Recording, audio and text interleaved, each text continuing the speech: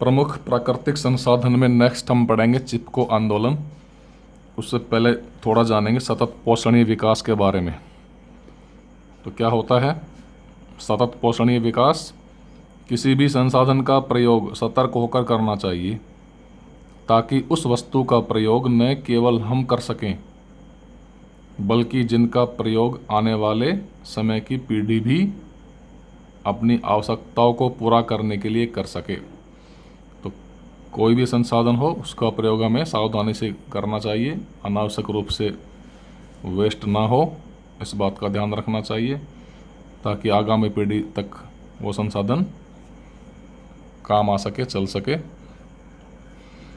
उसके बाद है चिपको आंदोलन या प्राकृतिक संसाधनों के संरक्षण में जन भागीदारी। इसका एग्जाम्पल है चिपको आंदोलन। तो चिपको आंदोलन आपने सुना होगा छोटी क्लासों में भी।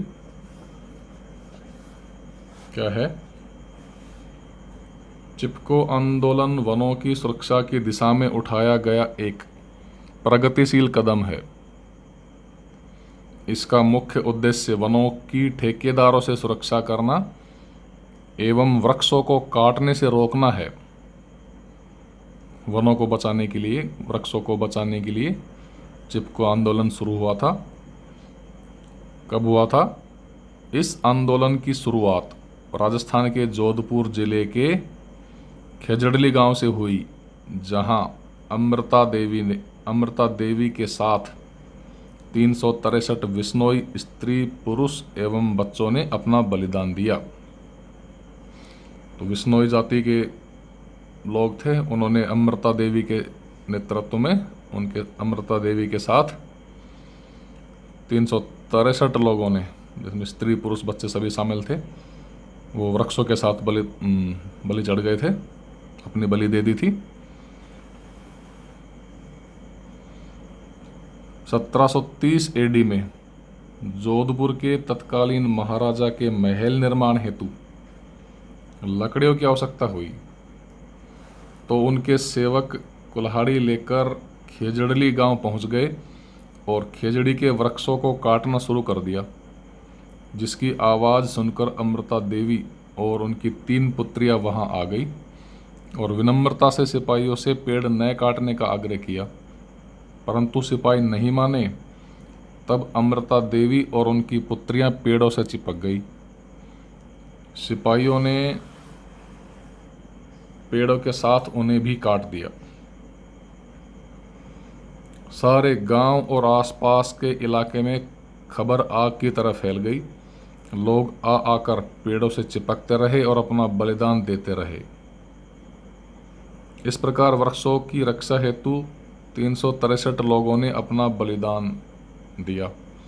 आज भी विश्नोई समाज पेड़ पौधों व वन्य प्राणियों के संरक्षण हेतु दृढ़ संकल्प है। तो ये चिपको आंदोलन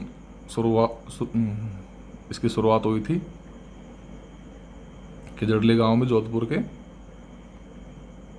खेजड़ली के बलिदान के बाद 1973 में उत्तराखंड में, उसके बाद 1973 में उत्तराखंड में महिलाओं ने वृक्षों की सुरक्षा हेतु चिपको आंदोलन चलाया। यह आंदोलन 8 वर्षों तक चला, जिससे सरकार ने 1981 में 1000 मीटर से ऊंचाई वाले क्षेत्रों में हरे पेड़ों की कटाई पर प्रतिबंध लगा दिया। खेजड़ली बलिदान के बाद चिपको आंदोलन को सुंदरलाल बहुगुणा ने आगे बढ़ाया। इसी प्रकार का आंदोलन कर्नाटक में भी चला, जिसका नाम था एपिक्को। तो एपिक्को कन्नड़ भाषा का शब्द है जिसका अर्थ होता है चिपकना। तो खेजड़ली का बलिदान आज वनों की सुरक्षा के लिए आदर्श है। खेजड़ी के वृक्ष आज भी बलिदान की याद दिलाते हैं एवं प्रेरणा देते हैं। खेजड़ी को थार का कल्पवृक्ष माना जाता है। इसका वैज्ञानिक नाम है प्रोसोपिस सिंदरेरिया और 1983 में खेजड़ी को राजस्थान का राज्य वृक्ष घोषित किया गया। तो यह है चिपको आंदोलन। एक कहानी की तरह है, इसको पढ़ते ही याद हो जाएगा, तो इसको पढ़ लेना। ये चैप्टर समाप्त हुआ।